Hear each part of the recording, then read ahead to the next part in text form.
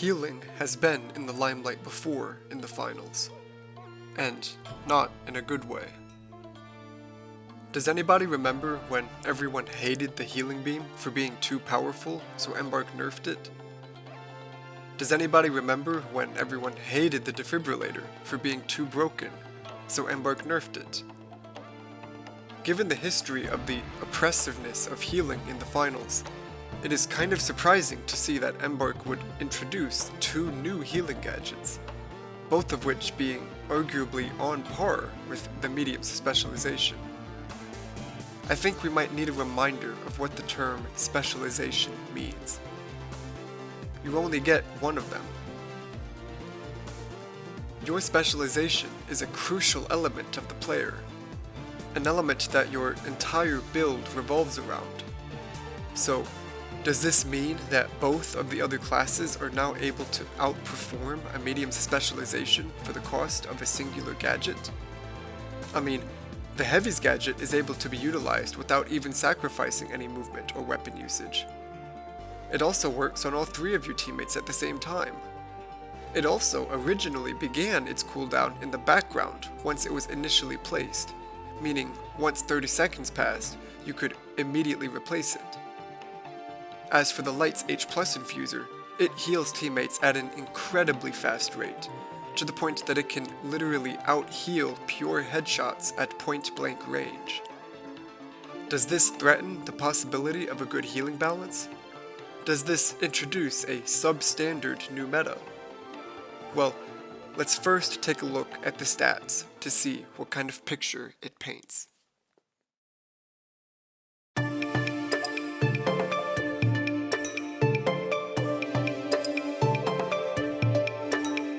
Okay, so for this part, we're going to be talking about this chart right here. The graphic here is something that I put together to help visually demonstrate the efficiency and efficacy of the healing items in question. The first chart highlights what category the item in question is. Pretty self-explanatory. The second chart, healing per second, displays just how over the top the H+ Infuser is in terms of its output speed. None of its alternatives can even come close to its speed, being 5 times faster than that of the medium's specialization. The third chart, showing the total health that these items are able to regenerate, also displays just how effective these two new gadgets are. The medium's specialization now ranks third in effectiveness in total overall health potential, which is wild to me. The H+ Infuser not only outranks the healing beam in speed, but also does so in total output potential. And, not to be outdone, the Heavy's healing emitter has no time or health limitations, so it can continue as long as it isn't manually destroyed or replaced.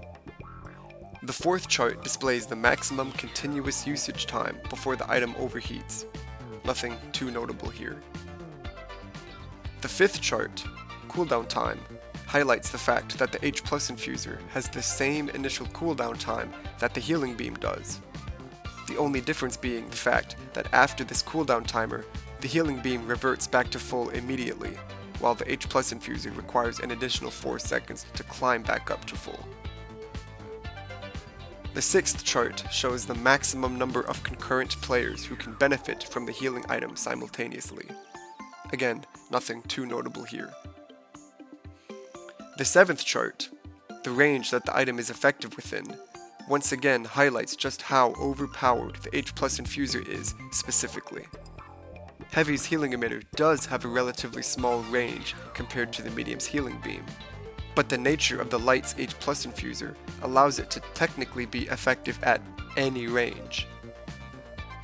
So, what we have essentially seen with the data so far is that the H+ Infuser, a gadget, is faster, stronger, and more effective than the healing beam, a specialization, within virtually every metric.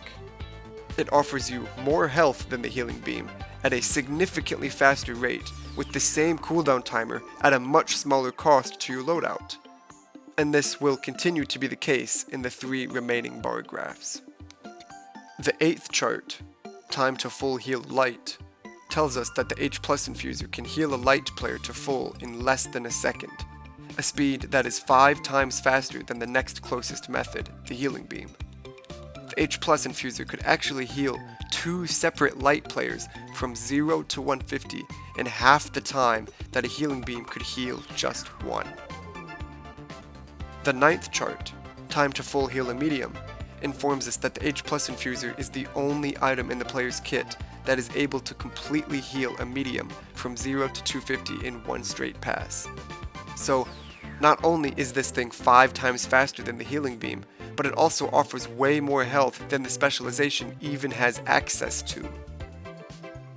And finally, the 10th chart, time to full heal a heavy, lets us know that the healing emitter is the only item the finals offers that has the capacity to heal a heavy from 0 to full health. Hopefully, this visual helps you start to grasp the significance of these 2 new gadgets. The healing beam is middle of the road in virtually every aspect.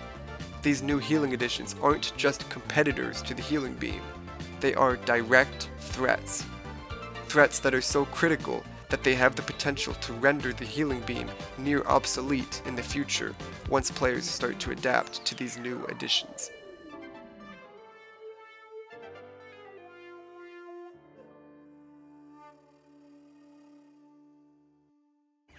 We all know that the statistics of a weapon or gadget do not necessarily provide an accurate assessment of how it functions in actual games. So, let's watch some gameplay clips of these gadgets in action to see if anything stands out or looks weird or out of place.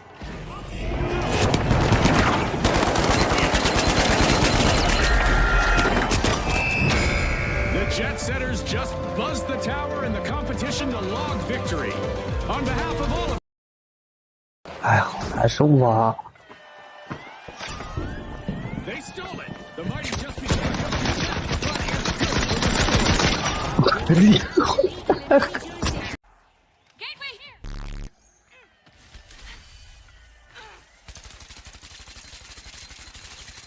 Unbelievable, man! What the? Holy.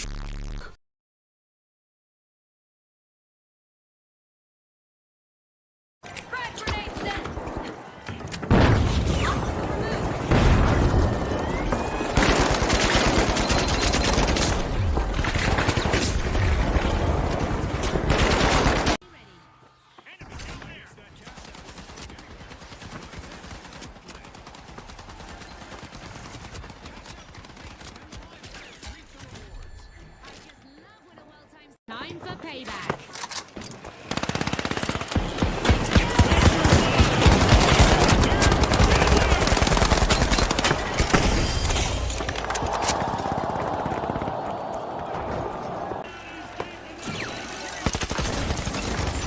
Surprise!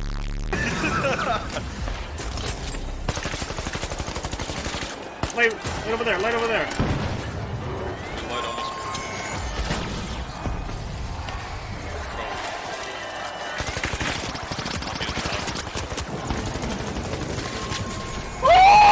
The gun! The gun! The gun! Save him! Let's reload.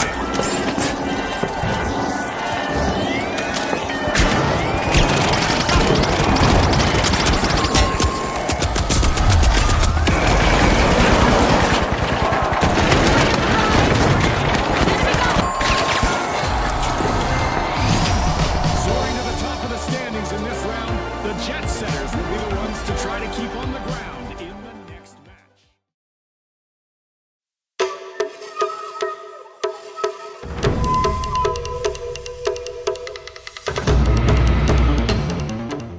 Okay, so what does all this mean in our day-to-day playing? Well, as you have probably already noticed, team bunching has become a lot more prevalent.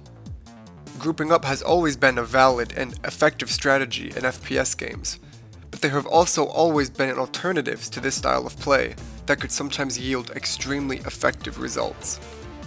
The light class, for one, excels in individualized gameplay, and, perhaps as a surprise to some, other more specialized builds, a perfect example being melee, like Heavy Hammer, have the potential to be extremely effective on their own as well. That being said, this is not nearly as strongly the case now as it was in Season 6 and prior. This is because of the new healing gadgets, especially the Heavy's healing Emitter, which strongly encourage grouping up with your team so that you have constant access to heals. This indirectly hurts scout playstyles and rat strategies, as it supports ranged weaponry such as assault rifles and semi-automatics, at the expense of its shorter ranged weapon classes. This is not quite as obvious to light classes, as they have such reliable movement tech, dash, grapple, gateway, as well as a higher built-in default movement speed. However, the other two archetypes have definitely been feeling this change. Once again, notably melee. As a melee user, you may find it harder to pick off individual players now, since players seem to be sticking together more consistently to be more readily healed by teammates. This is obviously not a bad thing, but what makes this somewhat frustrating to some is the fact that Embark is still nerfing melee weapons, notably the Season 7 hammer nerf, without taking into consideration how it might be affected by Season 7's new healing gadgets. Team bunching and longer TTKs hurt melee weapons more than their ranged counterparts, because most melee builds encourage 1v1s, demand semi-solo independence, and require their users to typically tank some damage in order to acquire a kill. It is worth noting here that my perspective on this topic probably comes from a different place than most. I am a melee main. I have been for 4 consecutive seasons, and so I wanted to offer a unique lens through which to see. There is nothing wrong with introducing mechanics that push teams to team up more often. This makes sense for an FPS game. But if it comes at the cost of mitigating perfectly healthy, individualized playstyles, then that is a cost that I believe is too high. What is essentially happening, indirectly, is the discouragement of creative, riskier, and oftentimes more difficult playstyles in lieu of the standard, hit-scan-based, low-sense gameplay that most other team-based FPS games are built upon. Part of what made the finals so enticing was how unique of an experience it offers.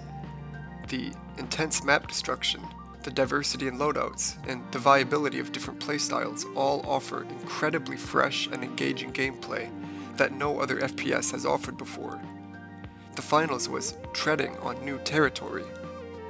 But changes like this have the potential to threaten some of this diversity in playstyle and what has, so far, made the finals so singular, which is why this change specifically has yielded some debate. To be absolutely crystal clear, the introduction of new healing mechanics is not the problem itself. Rather, it is the implications that this specific healing meta is promoting. Pushing for more team-based gameplay is fine. Making it the only reliably viable way to play effectively is not. Having other alternatives to Healing Beam and Defib is fine. Having equally or more viable methods that overshadow one of the medium's core styles of play while also requiring a smaller investment for the benefits is definitely not. Of everyone, the mediums are the ones suffering the most.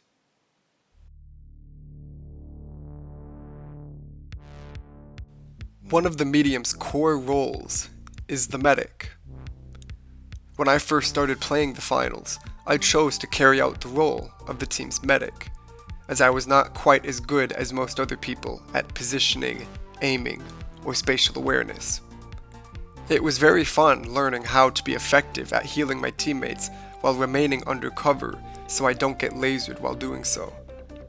It was also very fun having the ability to near instantly res my teammates in the middle of an intense fight, throwing goo to protect them, and then heal them back to full with my healing beam to potentially change the tide of the fight.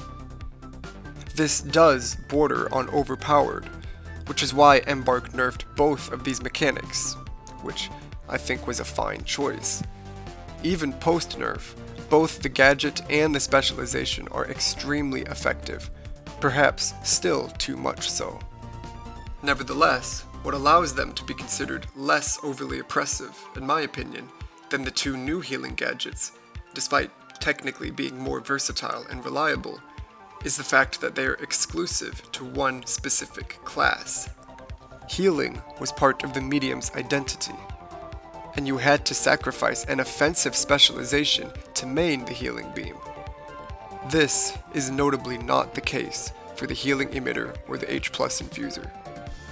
Not only are they much more cost-effective, given the fact that they only take up one of 3 gadget slots, but they directly take away from what made the medium class unique. The medium class already can sometimes struggle with identity, since it borrows a bit from both its smaller and larger counterparts, becoming a more jack-of-all-trades type of class.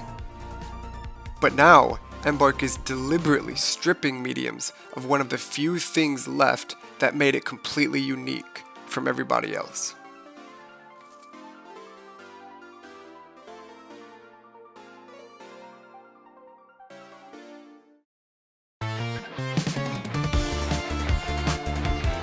One last point I would like to bring up is how it feels to fight against these new additions to the game.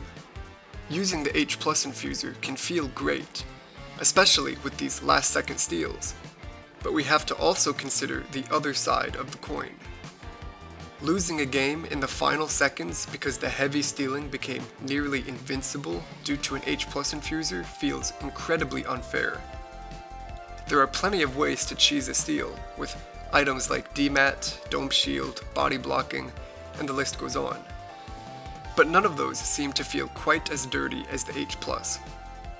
Having personally won games before due to last-second steals made possible with a good H+ infuser teammate, the win did not feel very rewarding. It didn't feel like we deserved it. With other clever strategies to steal, there are always ways to counter, or, more importantly, prepare for it. Dematting the cash-out station and then replacing the floor so the other teams cannot get down is counterable with a variety of tools. Charge and Slam, RPG, Sledgehammer, C4, Thermal Bore, another DMAT, red canisters, and others. You are also able to prepare for it by making holes in the floor ahead of time, dropping the cash-out station to the bottom floor, winching the cash-out station to a more strategic location. Even more frustrating strategies to sneakily get a steal, like smoke grenades, are counterable with thermal vision, sonar grenades, DMAT, and AoE weapons such as flamethrower and spear. It is also able to be prepared for ahead of time with items like mines and lasting AoE effects such as gas and fire. Preparing for a steal driven by the H+ infuser, on the other hand, is next to impossible, and countering it head-on has also proven to be extremely difficult.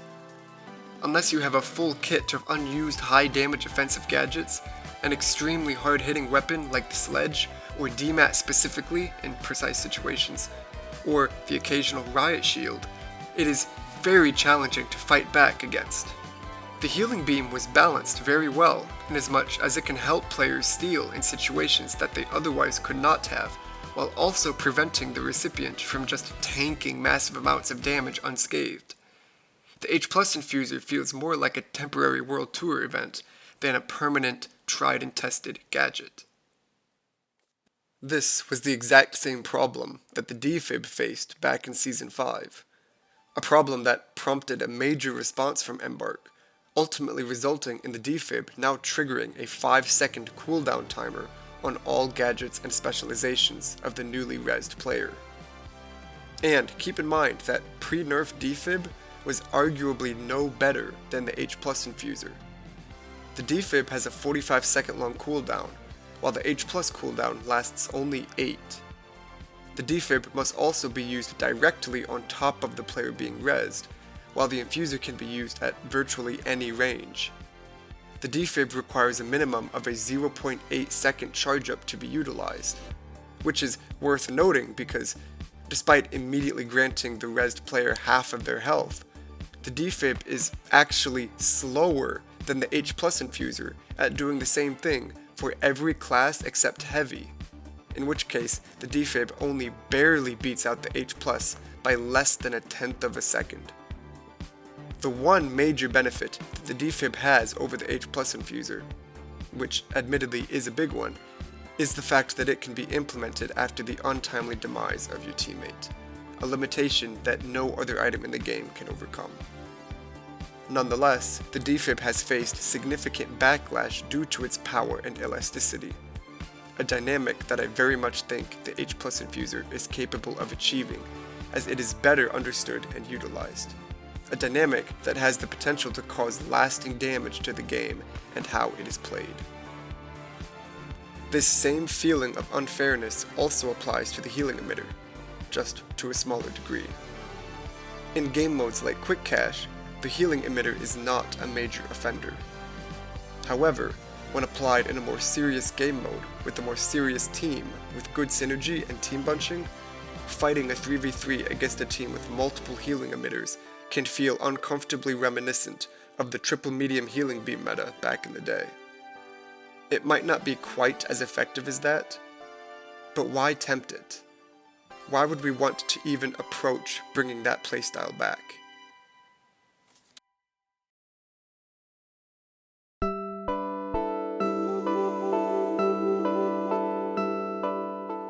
Nonetheless, allow me to be completely transparent for a moment. At the end of the day, I do not think the introduction of this new healing meta is game-breaking. Especially having given it several weeks to play out, it has had less of an overall impact on the game than I initially anticipated, which is a good thing. It isn't too often that the H+ infuser will cost you the game. It isn't too frequent that the healing emitter will shift the balance of the round just enough to sway the entire outcome to a different conclusion. The truth is that, aside from a few outstanding exceptions, it is a problem of concept rather than a problem of practice.